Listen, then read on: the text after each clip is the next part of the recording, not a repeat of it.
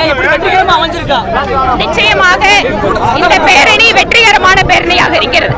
ஏனென்றால் தமிழகத்தில் யார் யார் பிரிவினைவாதி, யார் தேச துரோகி, யார் இந்த நாட்டை நேசிக்கின்ற தேசியவாதி என்கின்ற புரிதல் மக்களுக்கு ஏற்படுத்த வேண்டும். அதிலும் குறிப்பாக நாட்டுக்கு எதிராக, நாட்டு மக்களுக்கு எதிராக தீவிரவாத செயல்களில் ஈடுபடுகின்ற நபர்களுக்கு எந்த விதத்திலேயும் சமுதாயத்தில் இருக்கின்றவர்களோ அல்லது அரசியல் கட்சி தலைவர்களோ ஆதரவு கொடுக்க கூடாது என்கின்றதை உணர்த்துவதற்காக பாரதிய ஜனதா கட்சியும் மற்ற இந்து இயக்கங்களும் கோயம்புத்தூரில் இந்த பேரணியை இன்று நடத்தி இருக்கிறோம்.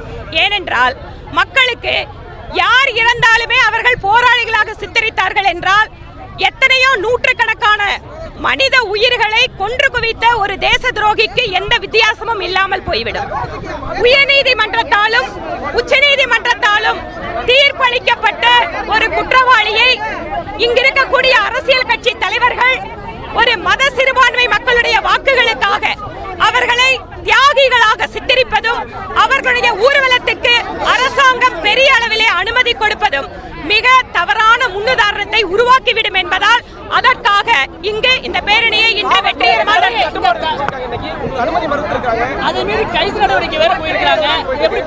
அதாவது தமிழகத்தில் தேச விரோதிகளும் பிரிவினைவாதிகளும் சுதந்திரமாக ஊர்வலம் நடத்துகிறார்கள்.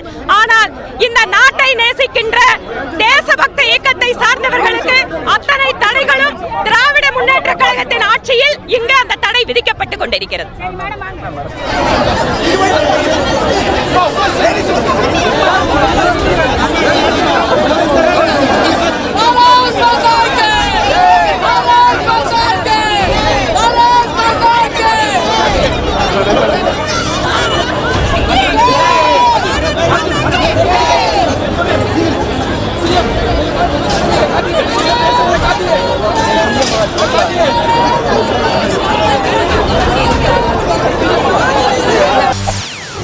செய்திகளை உடனுக்குடன் தெரிந்து கொள்ள உடனே சப்ஸ்கிரைப் பண்ணுங்க.